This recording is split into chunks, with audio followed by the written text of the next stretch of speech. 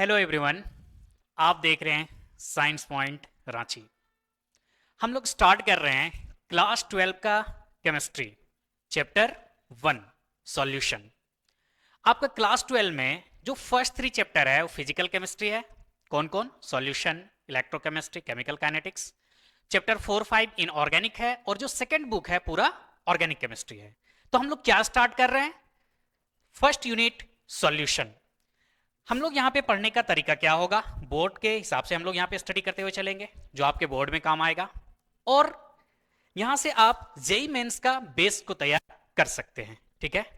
और पढ़ने का मेन तरीका जो हम लोगों का होगा एनसीईआरटी टॉपिक वाइज। इसका कहने का क्या मतलब है? एनसीईआरटी जब आप पेज पलटिएगा ना, तो जिस हिसाब से आपको टॉपिक मिलेगा उसी हिसाब से यहाँ पे हम स्टडी करते हुए चलेंगे। इससे आपको यह बेनिफिट होगा कि आपको टॉपिक आगे पीछे ना मिलेगा, एनसीईआरटी बुक के अकॉर्डिंग मिलेगा। तो आप यहां पे वीडियो लेक्चर को देखिए और फिर एक बार थ्रू आउट एनसीईआरटी को पढ़िए, बहुत ही हेल्पफुल होगा। एक बात आप हमेशा याद रखिएगा, एनसीईआरटी बुक आपको पढ़ना ही पढ़ना है। किसी भी, कहीं भी, कैसे भी, कोई भी टीचर से पढ़ रहे कोई मायने नहीं रखता है, एनसीईआरटी जरूर पढ़िएगा। ठीक है। तो चलिए स्टार्ट करते हैं सॉल्यूशन जो आपका फिजिकल केमिस्ट्री है। तो आज हम लोगों का कंटेंट क्या होने वाला है, यानी क्या हम लोग पढ़ने वाले हैं? आज हम लोग पढ़ेंगे कंसंट्रेशन टर्म। क्या पढ़ेंगे? Concentration term. इसमें क्या आएगा? W by W, W by भी, V बाई भी, mole fraction, molarity, molality, normality. Normality आपके सिलेबस में नहीं है, सीबीएसई में भी नहीं है और कोई स्टेट बोर्ड में भी नहीं है, तो देख लेंगे उसे थोड़ा बहुत। तो ये मेरा आज का कंटेंट होगा। तो बात आता है कि आज तो पढ़ेंगे, इससे लर्निंग आउटकम क्या होगा, क्या बेनिफिट मिलेगा। तो हम अभी आपको किस पे फोकस करा रहे हैं? एनसीईआरटी पे। तो अगर ये कंसंट्रेशन टर्म टॉपिक आपका कंप्लीट होगा तो आपका एक्सरसाइज का क्वेश्चन देखो कौन कौन सा सॉल्व होगा। 1 to 9 सॉल्व हो जाएगा, 26, 28, 29, 30 ये एक्सरसाइज का क्वेश्चन सॉल्व होगा। इंटेक्स का क्वेश्चन 1 2 3 4 5 सॉल्व होगा और एग्जाम्पल 1 2 3 सॉल्व होगा। ये आपका क्वेश्चन सॉल्व होता हुआ चला जाएगा अगर ये लेक्चर आप कंप्लीट करते हैं तो। इसके साथ साथ हम लोग नीट और जेई का पीवाईक्यू यहां पे करते हुए चलेंगे। तो चलिए स्टार्ट करते हैं। सॉल्यूशन होता क्या है? सॉल्यूशन, अगर आप सॉल्यूशन का डेफिनेशन देखोगे कि क्या होता है सॉल्यूशन, तो देखो क्या है। Solution are homogeneous mixture of two और मोर देन टू कंपोनेंट। यानी सॉल्यूशन क्या होता है? एक होमोजेनियस मिक्सचर होता है टू और मोर देन टू कंपोनेंट का। तो यहां पे एक नया वर्ड आपके लिए आया, क्या? Homogeneous mixture. क्या होता है होमोजेनियस मिक्सचर, उसे थोड़ा सा देख लेते हैं। Mixture means its composition and properties are uniform throughout the mixture. यानी एक सॉल्यूशन जिससे मिलके बन रहा है उसका प्रॉपर्टीज पूरा सॉल्यूशन में यूनिफॉर्म होना चाहिए, जिसे हम लोग क्या बोलते हैं? होमोजेनियस मिक्सचर बोलते हैं। अगर नहीं समझ में आया तो चलिए आपको हम एक प्रैक्टिकल करके दिखाते हैं, समझिए। ये आप देखो, ये मेरे पास इसमें क्या है? वाटर है, और ये मेरे पास क्या है? सॉल्ट है। अब हम इसमें क्या करें? सॉल्ट को मिला रहे, ध्यान दीजिएगा। हम पूरे अच्छी तरीके से इसमें सॉल्ट को मिलाते हैं। तो अब बताओ, ये सॉल्ट आप देख रहे होंगे इस सॉल्यूशन में मिल गया, ठीक है। तो अब यहां पे आप बताओ, क्या ऐसा आपके पास साथ हो रहा है क्या कि यहां पे मेरे पास सॉल्ट ज्यादा दिख रहा है और इस जगह पे कम दिख रहा है? ऐसा हो रहा है क्या? नहीं ना। पूरे सॉल्यूशन में सॉल्ट का जो कंपोजिशन है यूनिफॉर्म है, यानी हर एक जगह पे अच्छे से मिला हुआ है। इसे ही हम लोग क्या बोलते हैं? होमोजेनियस मिक्सचर बोलते हैं। उम्मीद करते हैं आपको समझ में आया होगा कि होमोजेनियस का मीनिंग क्या होता है। ठीक है। बहुत सारा एग्जाम्पल, बड़ा बड़ा एग्जाम्पल है, ध्यान दो। अगर देखोगे ये एयर, हम एयर में है, सांस ले रहे हैं ना, जो तो क्या हमको दिखता है क्या? नाइट्रोजन यहां पे है, ऑक्सीजन यहां पे है, हाइड्रोजन यहां पे, ऐसा दिखता है क्या? नहीं ना, कंप्लीट मिक्स है ना। तो ये भी किसका एग्जाम्पल है? होमोजेनियस मिक्सर का। समझ पा रहे हो? और अगर आप देखोगे तो बहुत सारा एग्जाम्पल पड़ा हुआ है। आप सुबह सुबह उठते हैं, टूथपेस्ट करते हैं, तो ये भी आप किसका एग्जाम्पल है? होमोजेनियस मिक्सर का। अभी हम आपको दिखाएं क्या, यहां पे समझो, सॉल्ट वाटर, इसी टाइप से शुगर वाटर हो सकता है। ये सब क्या है? एक होमोजेनियस मिक्सर होता है। आप सुबह उठ के चाय कॉफी पीते हो, ये भी किसका एग्जाम्पल है? होमोजेनियस का। तो आपके माइंड में ये बात आ रहा होगा कि ये सब सारा अगर होमोजेनियस है तो हेट्रोजेनियस क्या होता है? तो ध्यान देना, हेट्रोजेनियस क्या होगा? हेट्रोजेनियस यानी जो कंप्लीट मिक्स नहीं होगा। जैसे वाटर में आप क्या करो ना, डस्ट पार्टिकल मिलाओ, उसे अच्छे से घुलाओ, क्या कंप्लीट घुलता है क्या? नहीं घुलता है ना। तो क्या हो गया? हेट्रोजेनियस मिक्सचर हो गया। सारा एग्जांपल देख लो, पिज्जा हो गया, सोडा विथ आइस, यानी ये सोडा है जिसमें आइस का है टुकड़ा। उसी टाइप से सैलेड जो होता है, तो हम देखते हैं ना सैलेड में क्या, यहाँ पे हमको खीरा अलग से दिखता है, टमाटर अलग से दिखता है, तो जो अलग अलग दिख रहा है वो मेरा क्या है, हेटेरोजेनियस मिक्सर। तो ये सब हम लोगों को स्टडी नहीं करना है, हम लोगों को स्टडी करना है होमोजेनियस मिक्सर। एक अच्छा सा एग्जांपल होमोजेनियस मिक्सर का आप दे सकते हैं, यहाँ पे देखो क्या, ब्लड। आप सभी जानते हैं ब्लड डब्ल्यूबीसी आरबीसी से मिलकर बना होता है। तो क्या डब्ल्यूबीसी और आरबीसी ब्लड में हमको दिखता है क्या, नहीं दिखता है ना, कंप्लीट मिक्स होता है। तो ये सारा एग्जांपल किसका है, होमोजेनियस मिक्सर का। तो उम्मीद करते हैं कि सॉल्यूशन का डिफिनेशन आपका क्लियर हुआ होगा।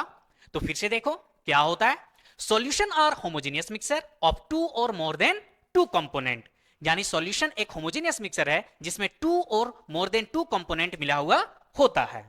कोई दिक्कत, चलो आगे बढ़ते हैं, ध्यान दीजिए। बाइनरी सॉल्यूशन समझना। अब बताओ सॉल्यूशन कैसे बन सकता है, जैसे अभी हम यहां पे क्या किए बताओ, इसमें हम यहां पे वाटर लिए और वाटर में हम क्या ऐड कर दिए बताओ, सॉल्ट ऐड कर दिए। तो यहां पे मेरा दो कंपोनेंट है, कितने कंपोनेंट है, टू कंपोनेंट हुआ। अब चलो इसमें क्या कर रहे हैं, थोड़ा शुगर ऐड कर देते हैं। क्या ऐड कर रहे हैं, शुगर। चलो ध्यान देना, इस टाइप से आप देखो यहां पे हम शुगर भी ऐड किए हैं। तो अब बताओ यहां पे मेरे पास कितने कंपोनेंट हो गया, एक वाटर है ना, एक शुगर, दूसरा शुगर और तीसरा सॉल्ट, यानी यहां पे टोटल कंपोनेंट कितना हुआ, 3 कंपोनेंट। लेकिन मजेदार बात यह है इस चैप्टर में हमको पढ़ना क्या है, बाइनरी सॉल्यूशन पढ़ना है, यानी दो ही कंपोनेंट पढ़ना है, यानी ऐसा सॉल्यूशन जिसमें दो कंपोनेंट होगा, उसी सॉल्यूशन को इस चैप्टर में हम लोग पूरा स्टडी करने जा रहे हैं। तो बताओ बाइनरी सॉल्यूशन क्लियर है, ठीक है। चलो अब आते हैं, अगर दो कंपोनेंट होगा तो कंपोनेंट कौन कौन सा होगा, तो आप क्लास 9 में भी पढ़े होंगे, एक आपका सॉल्यूट होता है और दूसरा आपका क्या होता है, सॉल्वेंट होता है। सॉल्यूट और दूसरा क्या होता है, सॉल्वेंट होता है। दोनों को जब दोनों मिक्स हो जाता है तो उसे हम क्या बोलते हैं, सॉल्यूशन बोलते हैं। क्या बोलते हैं, सॉल्यूशन। आओ यहां पे बहुत ही मजेदार कंसेप्ट आपका क्लियर करते हैं, सॉल्यूट किसे बोलेंगे और सॉल्वेंट किसे बोलेंगे। जनरली हम लोग क्या करते हैं बताओ, हम लोग जो कम मास में होता है उसे हम सॉल्यूट बोल देते हैं, जो ज्यादा मास में होता है उसे हम क्या बोलते हैं, सॉल्वेंट बोल देते हैं। लेकिन याद रखिएगा ये कंसेप्ट आपको गलत कर सकता है। आओ आपको एक एग्जांपल से कंसेप्ट क्लियर करते हैं। देखो यहां पे मेरे पास एक सॉल्यूशन है, क्या है, सॉल्यूशन, जिसमें क्या मिला हुआ है, ग्लूकोज है। कितना है ग्लूकोज, 360 ग्राम ग्लूकोज है, ध्यान देना कितना है, 360 ग्राम है। और वाटर कितना है, 90 ग्राम है। एक बात और, अगर आपको लग रहा है कि हम बहुत फास्ट पढ़ा रहे तो स्लो करके देख लीजिएगा, अगर लग रहा होगा हम स्लो पढ़ा रहे तो फास्ट करके देख लीजिएगा, ठीक है। अदरवाइज आप कमेंट कीजिए, नेक्स्ट क्लास से हम थोड़ा इंप्रूव करेंगे जो आपको समझ में आएगा। समझो यहां पे ग्लूकोज देखो कितना है, 360 ग्राम, वाटर कितना है, 90 ग्राम। तो आपको क्या लग रहा होगा, ग्लूकोज 360 ग्राम 360 ग्राम है, तो अब मेरा ग्लूकोज क्या होगा, सॉल्वेंट होगा। क्योंकि सॉल्वेंट हम जनरली क्या बोलते हैं, जो ज्यादा मास में होगा उसे हम क्या बोलते हैं, सॉल्वेंट, और जो कम मास में उसे हम क्या बोलते हैं, सॉल्यूट बोलते हैं। लेकिन आओ अब यहां पे ध्यान देना, ग्लूकोज 360 ग्राम, वाटर 90 ग्राम।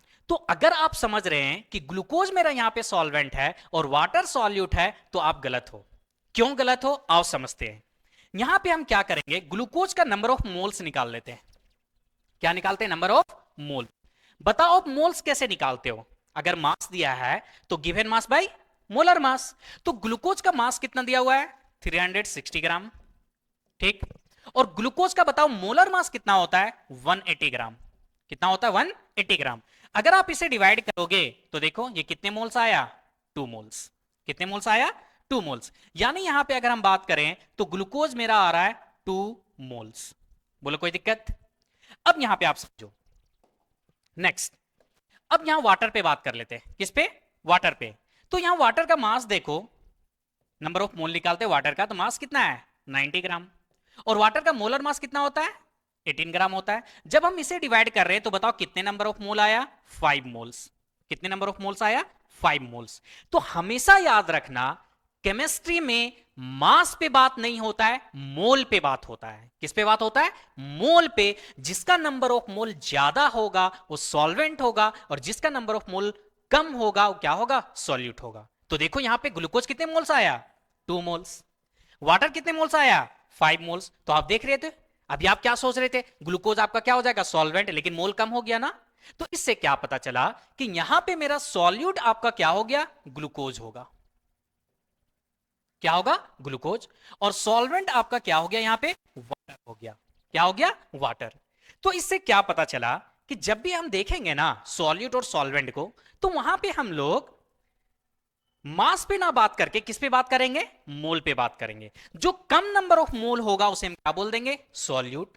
और जो ज्यादा नंबर ऑफ मोल होगा उसे हम क्या बोल देंगे, सॉल्वेंट बोल देंगे। क्या बोलेंगे, सॉल्वेंट। आपके माइंड में आ रहा होगा क्या, कि अगर दोनों का इक्वल नंबर ऑफ मोल होगा तब किसे सॉल्यूट और किसे सॉल्वेंट बोलेंगे, यही ना चल रहा है, समझो। तो मेन तरीका तो यह है कि मोल पे बात कर लेंगे। अब समझो, और भी तरीका है सॉल्यूट और सॉल्वेंट को अलग करने का। जो अपना फिजिकल स्टेट को मेंटेन करेगा उसे हम सॉल्वेंट बोलेंगे, और जो अपना फिजिकल स्टेट खो देगा उसे हम क्या बोलेंगे, सॉल्यूट बोलेंगे। क्या बोलेंगे, सॉल्यूट बोलेंगे। समझना, जैसे अभी हम आपको क्या दिखाए थे, समझो ये मेरा वाटर था और इसमें मेरा क्या था, सॉल्ट। तो बताओ वाटर किस स्टेट में है, लिक्विड। और सॉल्ट किस स्टेट में था, सॉलिड में। जब हम इसमें मिक्स कर दिए तो अब बताओ आप यहां पे, क्या आपको सॉल्ट अभी भी सॉलिड दिख रहा है क्या, नहीं दिख रहा है ना। तो सॉल्ट था, लिक्विड में कन्वर्ट हो गया। लेकिन वाटर जो लिक्विड में था, अभी भी ये सॉल्यूशन किस में है, लिक्विड में ही है।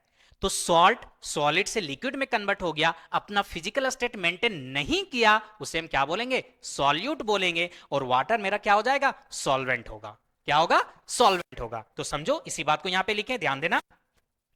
फर्स्ट हम आपको क्या बताएं कि जो ज्यादा नंबर ऑफ मोल होगा उसे सॉल्वेंट बोलेंगे, और जो कम नंबर ऑफ मोल होगा उसे हम क्या बोलेंगे, सॉल्यूट बोलेंगे। ये क्लियर। लेकिन आपके दिमाग में ये आया ना कि इक्वल नंबर ऑफ मोल होगा तब हम क्या करेंगे, तो वही चीज बता रहे हैं। जो अपना फिजिकल स्टेट मेंटेन करेगा उसे हम सॉल्वेंट बोलेंगे, और जो फिजिकल स्टेट मेंटेन नहीं करेगा उसे हम क्या बोलेंगे, सॉल्यूट बोलेंगे। समझ पा रहे हो, कोई दिक्कत।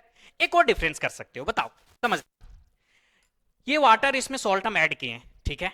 अभी भी पानी दिख रहा है ना।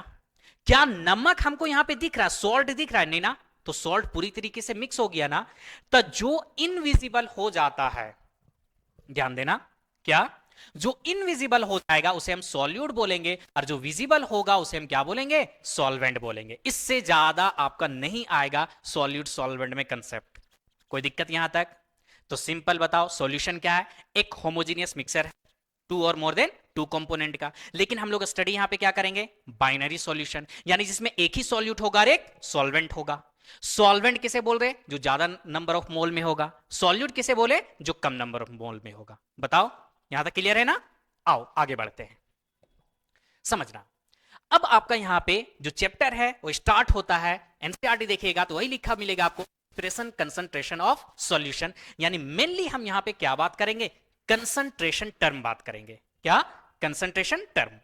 तो पहले तो यही समझते हैं कि कंसंट्रेशन होता क्या है। अगर आप डिफिनेशन पे जाओगे, आओ पहले डिफिनेशन देखते हैं।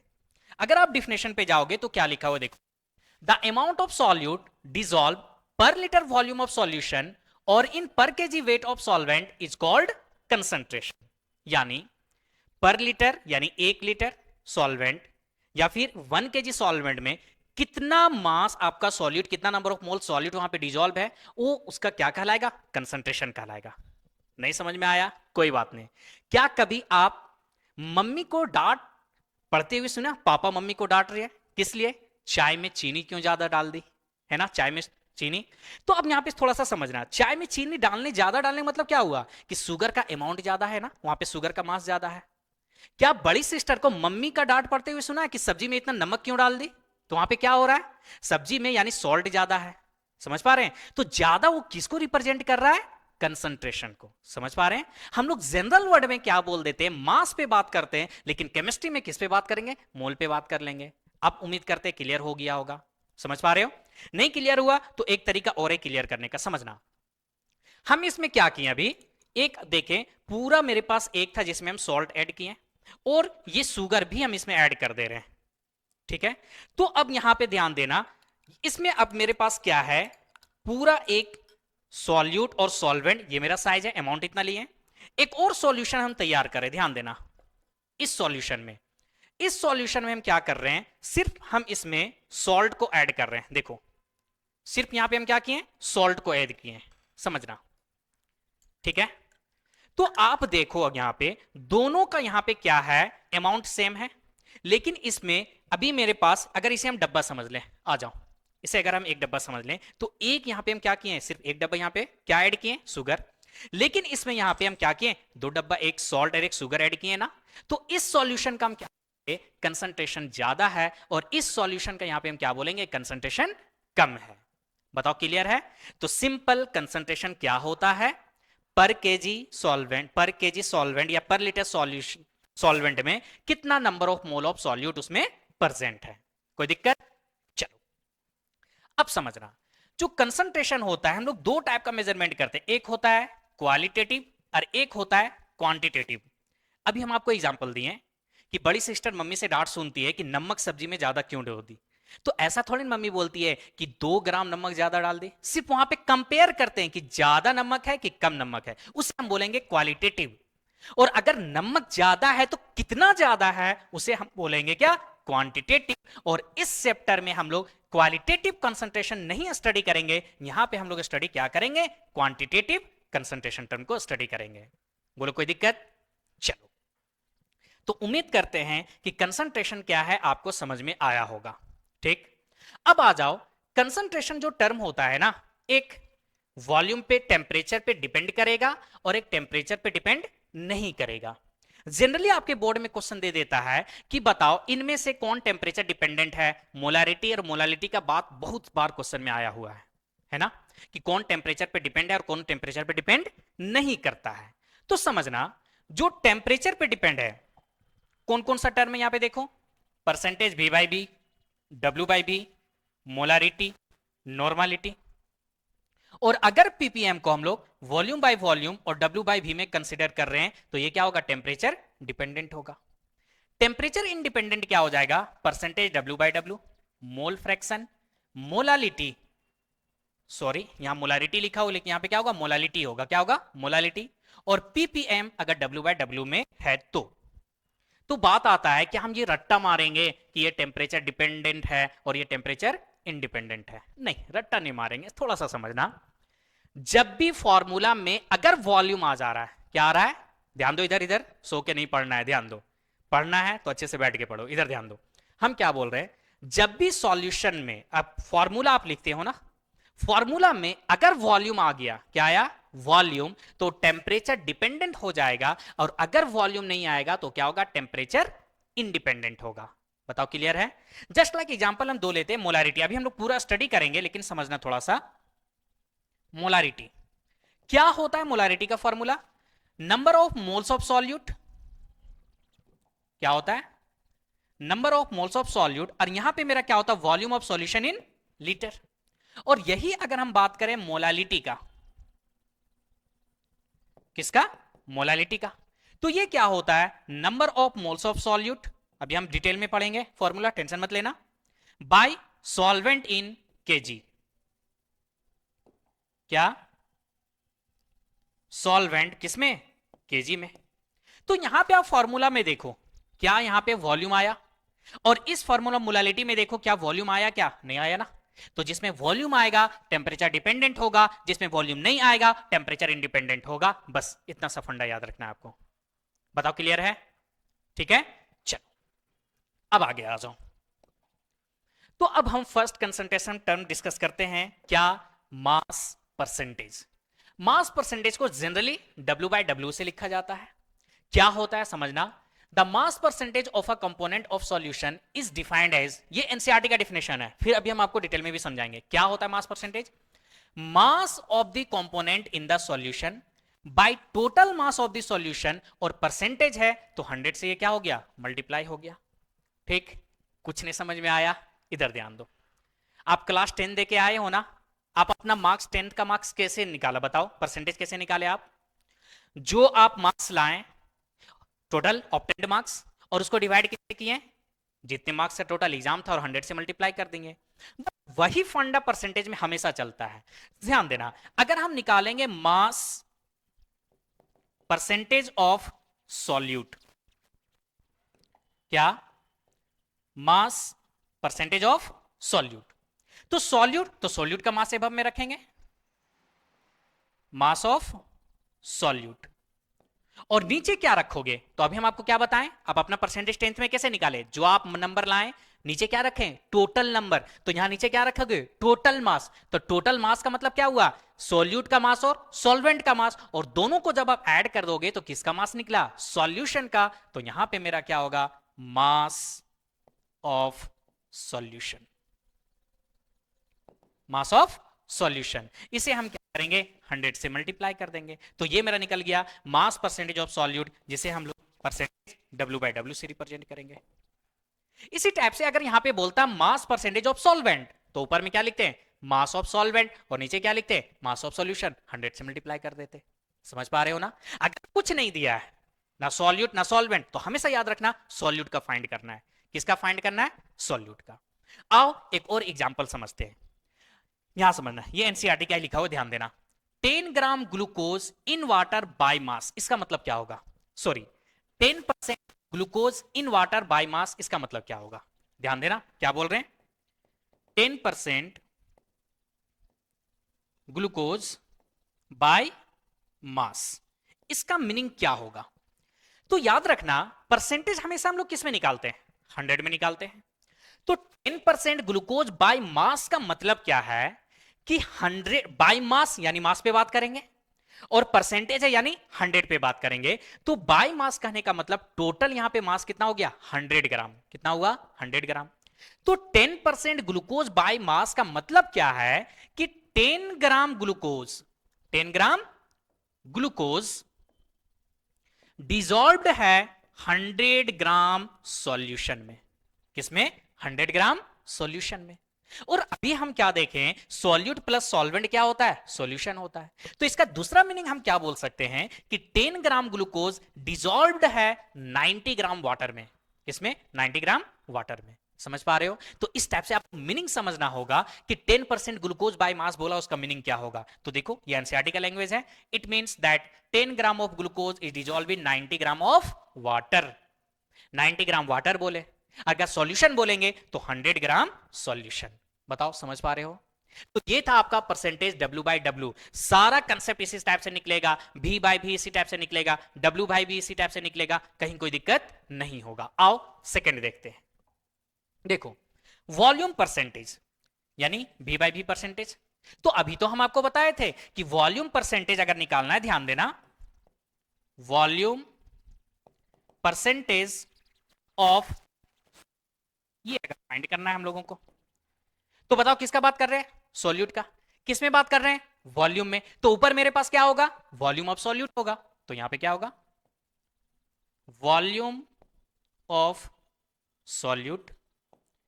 और क्योंकि ये V/V है, क्या है V/V, या नीचे भी मेरे पास क्या है, वॉल्यूम है। तो अब देखो यहां पे W/W था, तो नीचे क्या लिखे थे, मास लिखे थे। लेकिन यहां पे V/V है, तो नीचे क्या लिखेंगे, volume of solution, volume of solution. और परसेंटेज निकाल रहे हैं तो क्या करेंगे, 100 से मल्टीप्लाई कर देंगे। तो ये आपका क्या निकला, वॉल्यूम परसेंटेज ऑफ सॉल्यूट। बोलो समझ पा रहे हो। आओ जिस टाइप से यहां पे हम लोग 10% glucose in water by mass समझे, उसी टाइप से यहां पे समझते हैं 10% इथेनॉल सॉल्यूशन इन वाटर। ध्यान देना 10% ethanol in water by volume, by volume, इसका मीनिंग क्या होगा। तो फिर से वही बात, परसेंटेज में बात किए तो टोटल 100 होगा, बाय वॉल्यूम बात कर रहे हैं तो 100 यहां पे क्या होगा, वॉल्यूम होगा ना। तो यहां पे टोटल हम क्या लेंगे, 100 ml लेंगे, क्या लेंगे 100 ml। तो यहां पे हम क्या बोल सकते हैं कि 10 ml, क्योंकि वॉल्यूम में बात हो रहा है तो ml लेंगे, 10 ml ethanol, 10 ml ethanol dissolved है 100 ml सॉल्यूशन में, किसमें 100 ml सॉल्यूशन में। और अगर यहां वाटर बोलना होगा तो 90 ml वाटर बोलेंगे। ध्यान रखना अगर सॉल्वेंट नहीं दिया है तो आप हमेशा सॉल्वेंट क्या कंसीडर करोगे, वाटर कंसीडर करना। क्या कंसीडर करना, वाटर कंसीडर करना। ध्यान दो उसी चीज को यहां पे लिखा हुआ है 10% इथेनॉल सॉल्यूशन इन वाटर, इसका मतलब क्या हुआ, 10 ml of ethanol dissolve in the total volume of the solution is 100 ml। ठीक है। और यही अगर आप एनसीईआरटी डालोगे रीडिंग वहां पे करोगे तो आपको एक थोड़ा कंसेप्ट बताया है कि 30% B by B solution of ethylene glycol क्या होता है। 35% सॉल्यूशन ऑफ इथाइलिन ग्लाइकोल, ये क्या होता है, एक एंटी फ्रीज की तरह काम करता है, किसमें, कार के इंजन को ठंडा करने में। अगर पुराने जमाने में बस और टेकर वगैरह देखते होंगे ना, 1 घंटा चला, गर्मी दिन में बहुत गर्म हो गया, तो उसमें याद करो बॉडी उठा के उसमें पानी डालता था ना, तो ठंडा करने के लिए ना। तो अगर 35% इथाइल इथाइलिन ग्लाइकोल अगर हम यूज करेंगे तो मेरा कैसा काम करेगा, उस इंजन को ठंडा करने में काम करेगा। समझ पा रहे हैं? तो ये था आपका second concentration term, volume by volume. Third क्या है, मास बाय वॉल्यूम। नाम से पता चल रहा है, ऊपर मेरे पास W है, नीचे V है। समझो, अगर हम निकालते हैं मास by volume percentage of solute, तो समझो शुरुआत में मेरे पास क्या है, मास, नीचे मेरे पास क्या है, वॉल्यूम, यानी ऊपर मास रखना, नीचे क्या रखना है, वॉल्यूम रखना है। तो ये क्या होगा, mass of solute, mass of solute. और नीचे मेरे पास क्या होगा, वॉल्यूम ऑफ सॉल्यूशन। क्या होगा, वॉल्यूम ऑफ सॉल्यूशन, और इनटू यहां पे हम क्या करेंगे, 100 से मल्टीप्लाई कर देंगे। और ये बहुत ही इंपॉर्टेंट टर्म होता है, कौन, मास बाय वॉल्यूम। किसमें ज्यादा यूज होता है, ये मेडिकल टर्म में ज्यादा यूज होता है। आप कब सिरप लेते होंगे ना, देखते होंगे वहां पे लिखा रहता है 10% डब्ल्यू बाई भी। क्या, 10% डब्ल्यू बाई भी। इसका मतलब क्या हुआ कि 10% डब्ल्यू बाई भी मतलब आपको जो मेडिसिन दिया है ना, अगर 100 ml का है तो 10 ml वहां पे आपको क्या मेडिसिन दे रहा है, 90 ml आपको पानी पिला रहा है। समझ पा रहे हो ना? तो इसका मीनिंग समझो, देखो यहां पे है क्या, ध्यान देना, it is commonly used in medicine and pharmacy is mass by volume percentage. ठीक है, तो अब से जब भी दवाई लोगे ना तो देख लेना वो दे कितना रहा है, उससे सब चीज का दाम बढ़ते चला जा रहा है, मेडिसिन का, सब चीज का, नहीं, ध्यान देना। आ जाओ, ध्यान दो। अगर मान लीजिए कोई भी कंसंट्रेशन टर्म दिया है इस टाइप का, अच्छा इसे हम बाद में डिस्कस कर लेंगे। चलो, अगर इतना टॉपिक पढ़े हम, W by W, V by V, W by V, तो यहां पे एक छोटा सा क्वेश्चन हम लोग कर लेते हैं। ध्यान देना, क्वेश्चन क्या है, क्या बोल रहा है, 30 gram glucose is dissolve in 90 gram H2O, find percentage W by V of solution if density of solution 1.2 ग्राम पर ml। समझो क्वेश्चन क्या है, 30 ग्राम ग्लूकोज है, डिजॉल्व है किसमें, 90 ग्राम वाटर में, यानी यहां पे मेरा सॉल्यूट क्या होगा, 30 ग्राम ग्लूकोज होगा, सॉल्वेंट क्या होगा, 90 ग्राम H2 होगा। चलो इसे लिख ले, आओ लिख लेते। मास ऑफ सॉल्यूट कितना, 30 ग्राम। मास ऑफ सॉल्वेंट वाटर कितना दिया हुआ है, 90 ग्राम। अब बताओ मास ऑफ सॉल्यूशन क्या होता है, सॉल्यूट प्लस सॉल्वेंट, तो दोनों को ऐड कर देंगे तो कितना आया, 120 ग्राम मास ऑफ सॉल्यूशन। निकालना क्या है, परसेंटेज डब्ल्यू बाई भी। परसेंटेज डब्ल्यू बाई भी यानी मास ऑफ सॉल्यूशन, नीचे क्या है मेरे पास, वॉल्यूम है, वॉल्यूम ऑफ सॉल्यूशन। लेकिन अगर आप क्वेश्चन में ध्यान दोगे तो आपको दिया हुआ क्या है, मास ऑफ सॉल्यूशन दिया है, लेकिन हम लोगों को क्या चाहिए, वॉल्यूम ऑफ सॉल्यूशन चाहिए। ये नहीं चाहिए, क्या चाहिए, वॉल्यूम ऑफ सॉल्यूशन। और दिया क्या है, मास ऑफ सॉल्यूशन। तो हमेशा याद रखना, वॉल्यूम का जरूरत है, मास दिया हुआ है, या मास का जरूरत है, वॉल्यूम दिया हुआ है, इस टाइप का अगर क्वेश्चन रहेगा तो वहां पे डेंसिटी जरूर दिया होगा, क्योंकि डेंसिटी दोनों को रिलेट करता है। तो ध्यान दो, क्वेश्चन में डेंसिटी दिया हुआ है 1.2 ग्राम पर ml। ठीक, तो डेंसिटी का फॉर्मूला क्या होता है, density equal to mass by volume.